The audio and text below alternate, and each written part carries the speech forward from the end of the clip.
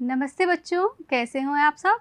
आशा है अच्छे होंगे और मौज मस्ती के साथ पढ़ाई भी कर रहे होंगे। बच्चों, पिछली क्लास में हम लोगों ने परिमेय संख्याओं के बारे में सीखा था और आज की क्लास में हम वर्ग और वर्गमूल के बारे में सीखेंगे। वर्ग क्या है? जब हम कहते हैं कि हमें किसी संख्या का वर्ग करना है तो इससे हमारा अर्थ होता है कि उसी संख्या को हमें उसी संख्या से मल्टीप्लाई यानी कि गुणा करना है। जैसे अगर 2 का वर्ग करना हो तो हम क्या करेंगे? हम 2 को 2 से ही गुणा करेंगे। या 3 का वर्ग करना हो तो क्या करेंगे? 3 को 3 से गुणा करेंगे। यहाँ कुछ उदाहरण दिए गए हैं। देखिए, यहाँ सारणी में 2 संख्याएं ली गई हैं, 5 और 10। हमें पहले 5 का वर्ग करना है, तो वर्ग करने के लिए क्या करते हैं? हम हमेशा संख्या को उसी संख्या से गुणा करते हैं। अब वर्ग को प्रतीक रूप में कैसे लिखते हैं? घातांकों से तो आपका परिचय है, पहले ही आप पढ़ चुके हैं।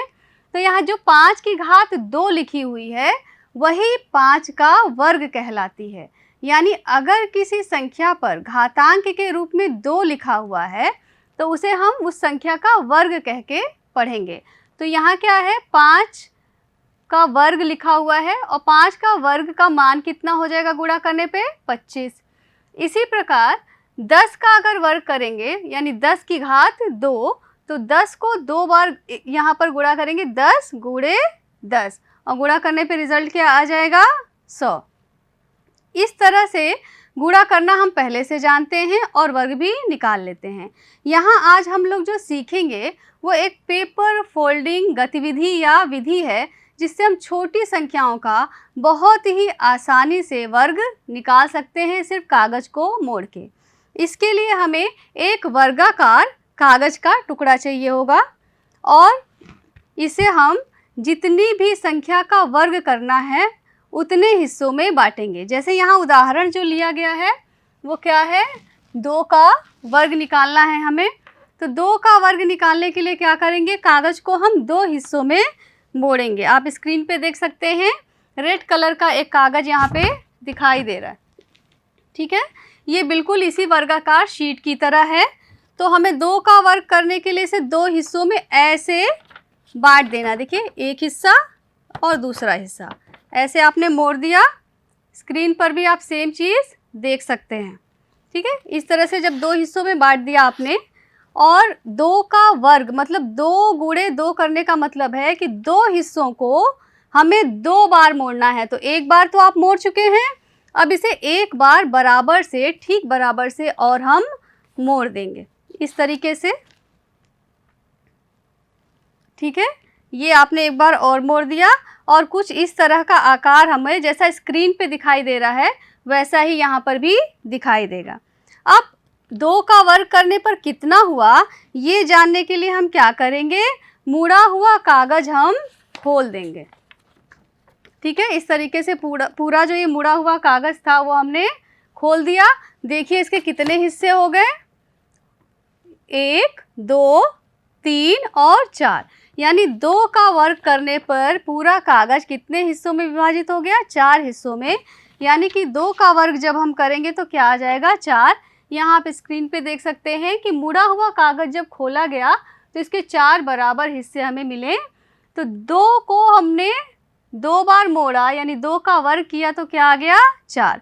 इसी तरह छोटी संख्याओं जैसे 3, 4, 5 का भी हम वर्ग कर सकते हैं।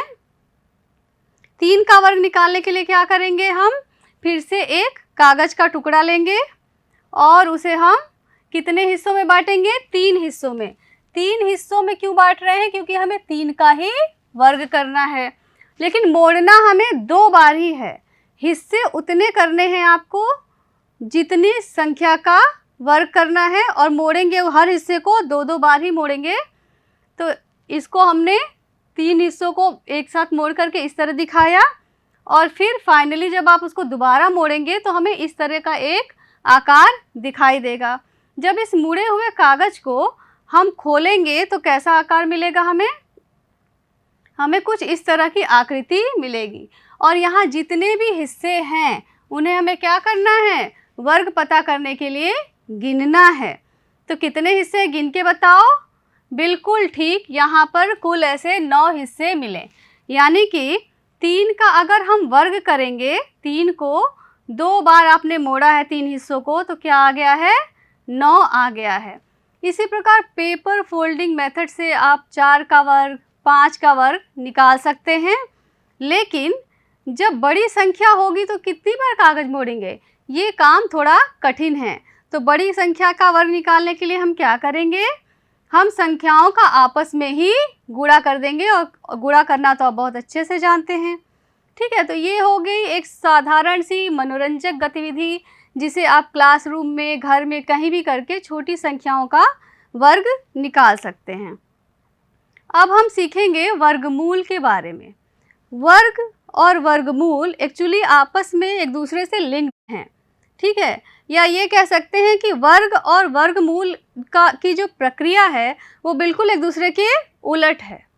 ठीक है, यहाँ पर किसी संख्या का वर्गमूल उस संख्या को ज्ञात करके प्राप्त किया जाता है जिसे वर्ग करने पर मूल संख्या प्राप्त हो जाती है। सुनने में बहुत कठिन लग रहा है, बिल्कुल भी कठिन नहीं है। अगर आप नाम पर जाएंगे, वर्गमूल, इसको अंग्रेजी में कहते हैं स्क्वायर रूट। वर्ग का रूट क्या है? जड़ क्या है?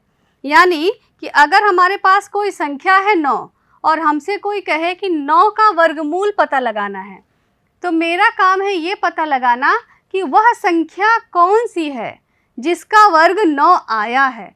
यानी 9 जिस संख्या का वर्ग है उस संख्या, वो मूल संख्या हमें प्राप्त करनी है। तो क्या करेंगे हम? इसे इस तरह से समझेंगे कि वर्ग और वर्गमूल दोनों एक दूसरे के उलट प्रक्रिया है लेकिन लिंक्ड हैं। जैसे 3 का वर्ग होता है 9 और 9 का वर्गमूल होता है 3। यानी किसी संख्या का वर्गमूल प्राप्त करने के लिए हमें वो संख्या ढूंढनी होती है जिस संख्या का वो वर्ग है। इसीलिए इसे मूल कहते हैं, रूट कहते हैं, जड़ कहते हैं। ठीक, अब हम यहाँ पे कुछ तरीके सीखेंगे कि किस प्रकार से किसी संख्या का आसानी से वर्गमूल निकाला जा सकता है। इसके लिए हमें एक उदाहरण चाहिए, तो चलो एक साधारण सा उदाहरण ले लेते हैं संख्या 100 का। अगर हमें संख्या 100 का वर्गमूल निकालना है तो कई सारे मेथड हैं। जैसे एक है अभाज्य गुणनखंड का, एक है भाग विधि, इसके अलावा और भी तरीके हैं, लेकिन क्योंकि इन तरीकों से आप पहले से परिचित हैं इसलिए हम अपनी कक्षा में इनका प्रयोग कर रहे हैं। अभाज्य गुणनखंड में क्या करते हैं? किसी संख्या को गुणनखंड के रूप में तब तक लिखते रहते हैं जब तक कि आखिर में ऐसी संख्या ना प्राप्त हो जाए जो कि और डिवाइड नहीं हो सकती, यानी कि अभाज्य संख्या। तो 100 को ऐसी संख्या के गुणन के रूप में लिखना है, तो क्या मिल जाएगा हमें? 100 को हम लिख सकते हैं 50 गुणे 2। इन दोनों को गुणा करें तो क्या आएगा? 100। लेकिन अभी ये 50 और भी ज़्यादा गुणनखंड के रूप में, छोटे अभाज्य गुणनखंडों के रूप में लिखा जा सकता है। तो हम क्या करेंगे? 50 को लिख देंगे 25 गुणे 2। ठीक है, और उसके बाद क्या करेंगे? 25 को और अभाज्य गुणनखंडों के रूप में लिख देंगे हम, छोटे संख्याओं के रूप में। 25 को लिखेंगे 25 को 5 गुणे 5 और 2 तो आपके पास पहले से हैं। तो फिर से एक बार रिपीट करें, 100 को अभाज्य गुणनखंड में लिखने के लिए हम उसे छोटी से छोटी अभाज्य संख्या के रूप में लिखेंगे।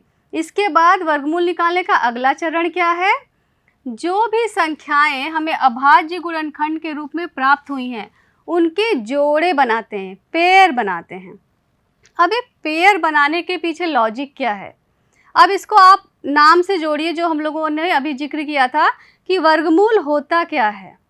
जो वर्ग है वो किस संख्या से बना है उसे हम क्या कहते हैं? वर्गमूल कहते हैं। तो जोड़े बनाने का मेन मकसद यहाँ पर ये होता है कि हम ऐसी संख्याओं का चिन्हांकन कर लें जिनका यहाँ पर वर्ग प्राप्त हो रहा है। जैसे ये 5 का वर्ग है, ये 2 का वर्ग है, यानी कि हमें यहाँ ऐसी 2 संख्याएं प्राप्त हो रही हैं जिनके वर्ग बने हुए हैं। अब ये जो बने बनाए वर्ग यानी जोड़े हैं, इनमें से एक एक मूल कह लें आप, संख्या कह लें आप, यहाँ पर ले लेंगे और जो गुणनफल आएगा वही हमारी संख्या का वर्गमूल होगा। यानी कि 100 का वर्गमूल कितना होगा? 10। ठीक है, आप इसको चेक भी कर सकते हैं। कैसे चेक करेंगे? 10 को 10 से गुणा करो, क्या मिल जाएगा? 100 मिल जाएगा। यानी 100 का वर्गमूल क्या होगा? 10 होगा। तो ये अभाज्य गुणनखंड विधि है जिसकी मदद से बहुत आसानी से हम संख्याओं का वर्गमूल निकाल सकते हैं। जी, गुणनखंड विधि में क्या करते हैं? हम संख्या लेंगे और उनका छोटी से छोटी संख्या से भाग करते चले जाएंगे। कब तक भाग करेंगे? जब तक कि हमें रिमाइंडर में 1 नहीं मिल जाता है। जैसे यहाँ पर 100 का वर्गमूल निकालना है तो 2 से जब भाग देंगे 100 को तो क्या आ जाएगा? 50 आ जाएगा। लेकिन 50 अभी भी विभाजित हो सकता है, तो फिर से 2 से भाग देंगे और ये प्रक्रिया हम तब तक करते रहेंगे जब तक कि हमें अंत में 1 नहीं मिल जाता। 50 को 2 से भाग दिया, 25 हुआ। अब 25 तो 2 से बिल्कुल नहीं कटेगा, इसका भाग नहीं हो सकता, तो हम 5 से 25 को भाग देंगे और अंत में फिर से 5 से भाग देंगे तो हमें क्या मिल गया? रिमाइंडर 1 मिल गया।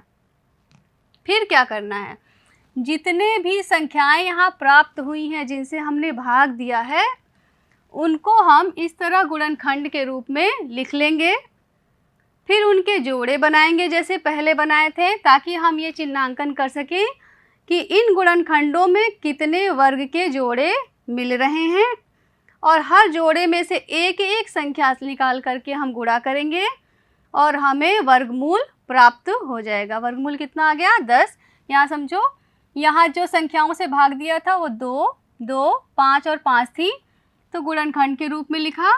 2 और 2 को एक साथ लिखा और 5 और 5 को एक साथ। अब इनमें से एक संख्या 2 ले ली हमने और यहाँ से एक संख्या 5 ले ली।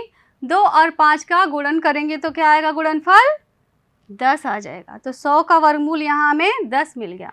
इस तरह के और भी प्रश्नों का अभ्यास करते रह सकते हैं। चलो एक और उदाहरण देखते हैं। इस बार हमने संख्या ली है 144 और जैसा कि नियम है छोटी से छोटी संख्या से भाग देना है, तो 144 भी सम संख्या है, तो यहाँ हमने संख्या ले ली 2 और इसको डिवीज़न करने के बाद क्या आया? 72। अब 72 भी एक सम संख्या है, तो हम फिर से 2 से ही विभाजित करेंगे और क्या मिल गया हमें? 36। 36 भी सम संख्या है, तो 2 से विभाजित करेंगे तो ये आ गया 18। और 18 को भी अगर आप विभाजित करें तो क्या आ जाएगा? 9 आ जाएगा। यहाँ जो 9 आया है, अब ये 2 से विभाजित नहीं होगा, तो हम 3 से विभाजित करेंगे तो हमें मिल जाएगा यहाँ पे 3 और आखिरी में मिल जाएगा 1। जैसा कि नियम है तब तक विभाजित करते रहें जब तक कि रिमाइंडर 1 नहीं मिल जाता है। आगे का प्रोसीजर भी बिल्कुल सेम है। जिनसे भाग दिया है उनको आप क्या करेंगे? गुणनखंड के रूप में लिख देंगे। फिर से आप जोड़े बनाएंगे और हर जोड़े में से एक एक संख्या का गुणा करेंगे और हमें हमारा वर्गमूल प्राप्त हो जाएगा। इस तरह के अनेक प्रश्न आपके अभ्यास पुस्तिका, कार्य पुस्तिका में दिए गए हैं। आप उनकी बहुत प्रैक्टिस करिए ताकि आप इसे अच्छे से कर पाएँ। तो आज की क्लास में बच्चों हमने सीखा किसी भी संख्या का वर्ग निकालना, अभाज्य गुणनखंड से वर्गमूल निकालना। अब आपके लिए यहाँ कुछ अभ्यास कार्य है जिसे आप अपनी नोटबुक में करेंगे। पहला है 11 से 20 के बीच की सभी सम संख्याओं का वर्ग निकालना है। ये ध्यान दीजिएगा, सम संख्याएं जो 2 से विभाजित होती हैं सिर्फ उनका ही वर्ग निकालना है। उसके बाद अभाज्य गुणनखंड से 81 और 400 का वर्गमूल निकालिए। यहाँ पर विधि बता दी गई है कि अभाज्य गुणनखंड के माध्यम से ही निकालना है। तो आज की कक्षा आशा है उपयोगी रही होगी। मिलते हैं अगली कक्षा में, तब तक के लिए नमस्ते, धन्यवाद।